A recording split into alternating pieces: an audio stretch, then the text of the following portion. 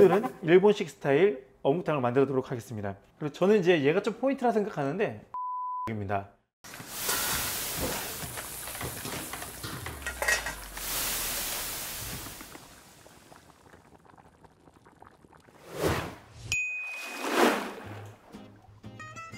안녕하십니까, 장상 임사부입니다.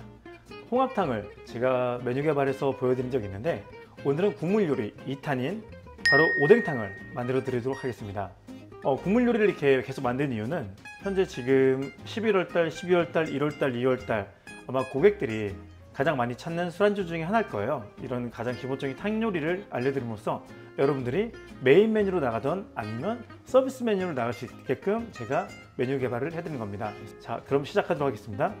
어묵탕 같은 경우는 가장 중요한 게 있어요. 되게 많은 재료가 들어가지만 육수하고 그리고 어묵입니다. 이 두 개에서 모든 맛이 바뀐다고 생각하시면 됩니다. 그래서 어묵 같은 경우도 그렇고 육수 그렇고, 육수는 뭐 다시다로 이용하는 우리 길거리에서 먹는 포장마차에서 먹는 이런 어묵탕이 있고요. 아니면 저처럼 그 약간 이자카야에서 파는 일본식 오뎅탕을 만들 경우가 있습니다. 그래서 두 가지 방안은 어떻게 만들어도 상관없지만 오늘은 일본식 스타일 어묵탕을 만들도록 하겠습니다. 이 육수 아마 저희가 일본 식자재를 파는 전문적으로 파는 곳에 되게 많이 있습니다. 그래서 뭐 어묵 육수가 있고 뭐 예를 들어서 소바 육수가 있고 우동 육수가 있는데 이 우동 쭈유를 쓰시는 게 가장 좋습니다. 저 같은 경우는 모노마트에서 많이 사용하는데 이거 절대로 제가 뭐 협찬해 받거나 그러진 않습니다. 실제로 제가 저희 매장에 사용하고 있는 브랜드 그대로 노출하는 겁니다.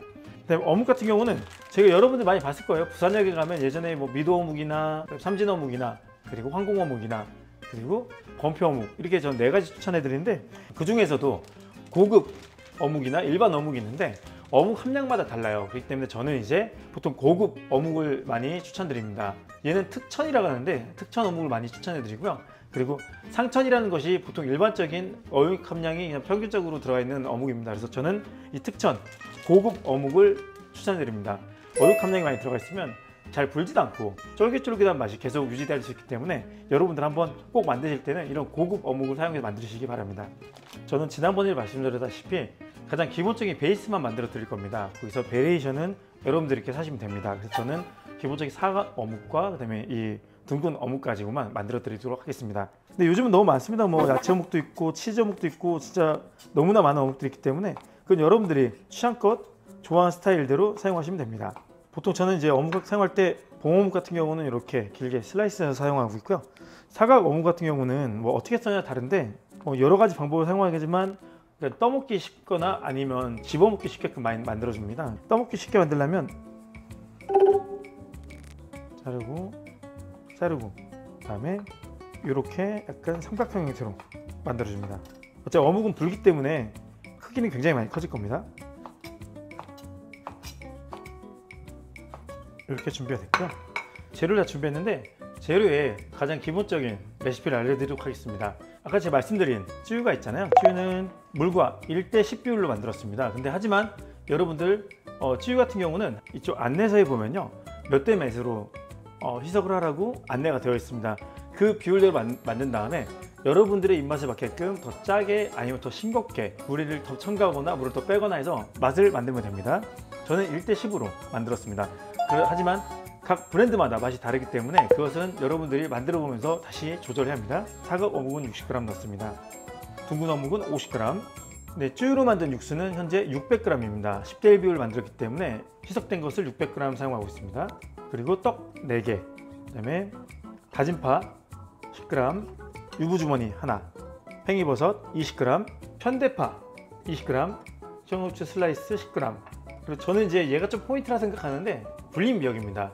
불린 미역 같은 경우가 10g이 들어가는데 얘 같은 경우가 들어가고 안 들어가고 국물의 시원함의 느낌이 완전히 다릅니다. 그렇기 때문에 저는 어묵탕 할 때 꼭 이 불린 미역을 넣으라고 추천드립니다. 그리고 마지막에 이제 들어갈 게 후추가 들어갑니다.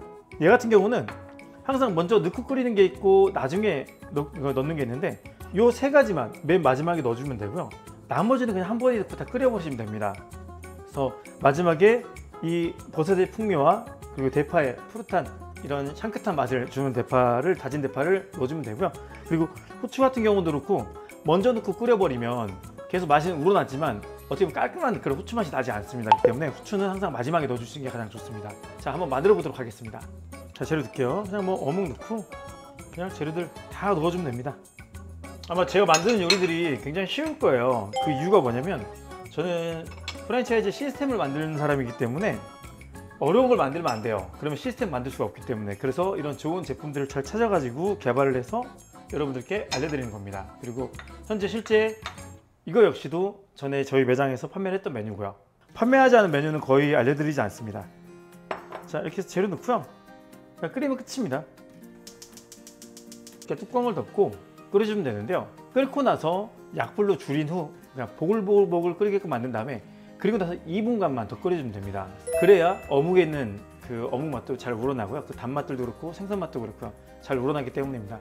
끓이자마자 불을 꺼버리면 얘 같은 경우는 어묵이 많이 단단할 거예요. 끓자마자 딱 2분 정도만 약불에서 보글보글 끓여주시면 그 맛들이 우러나기 때문에 그때 이제 빼주시면 됩니다. 그 이상 넘어갔을 때는 약간 부는 느낌이 들더라고요. 그리고 간 같은 경우는 항상 늘 얘기하지만 저는 기본 베이스를 지금 알려드리는 거기 때문에 본인의 입맛에 맞게끔 상황에 맞게끔 조절하면 됩니다. 그리고 가정에서도 이렇게 쉽게 만들 수가 있으니 이 레시피를 한번 꼭 활용해서 메뉴를 만들어 봤으면 좋겠습니다. 자, 이제 이렇게 끓기 시작하잖아요. 끓기 시작하면 불을 아주 약불로 줄여줍니다. 2분간만 더 끓여주시면 됩니다. 그러면 아주 맛있는 어묵탕이 될 것입니다. 자, 이제 나머지 재료가 3가지가 남아있잖아요. 이 2가지 재료는 어묵탕 나왔을 때 위에 꾸미 형태로 올려주면 되고요. 그 다음에 이 후추 같은 경우는 다 끓였을 때 마지막에 뿌려주면 됩니다. 후추의 풍미를 훨씬 더 많이 느낄 수 있게끔 만들면 됩니다. 후추는 대략 0.5g 정도만 넣어주면 됩니다.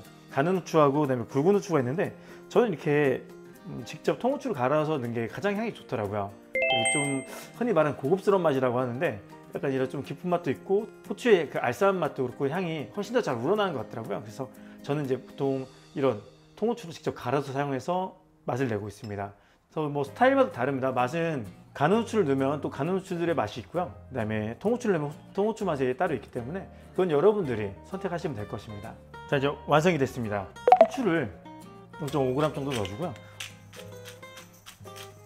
저는 근데 후추가 좀 많이 들어간 게 좋긴 하더라고요. 그 다음에 팽이버섯, 파. 지난번에도 말씀드렸다시피 먼저 넣고 끓이는 맛과 마지막에 뿌려주는 맛은 확연하게 차이가 많이 납니다. 그렇기 때문에 저 같은 경우는 항상 먼저 넣고 끓일 때 편으로 썰어서 넣고요. 그 다음에 마지막에 다진 파를 살짝 올려주면서 그 향긋한 맛을 더욱더 풍미를 살려주는 형태로 메뉴 개발을 하고 있습니다. 자, 오늘도 여러분들이 메뉴 개발에 대해서 많은 어려움을 겪고 있다고 해서 저에게 댓글을 주셔서 오뎅탕을 만들어 드렸는데 어려움을 겪고 있는 메뉴가 있다면 저희 댓글에 글을 남겨주시면 메뉴 개발을 해서 여러분들과 같이 공유를 드리도록 하겠습니다. 오늘 영상이 도움이 되셨나요? 도움이 됐으면 좋아요와 그리고 구독 버튼을 꼭 눌러주시기 바랍니다. 지금까지 장상 임자부였습니다. 감사합니다. 좋아요와 그리고 댓글 좋아요 그 하트가 뭐였죠? 구독. 뚜껑이 사라졌어요. 뚜껑 어디 갔지? 술안주예요. 술안주고 드셔보시면 일본식과 한국식의 어묵탕 맛이 완전 다르다는 거죠. 다음 드셔보시면 또 피디님 또 좋아하는 또 술안주가 될 겁니다.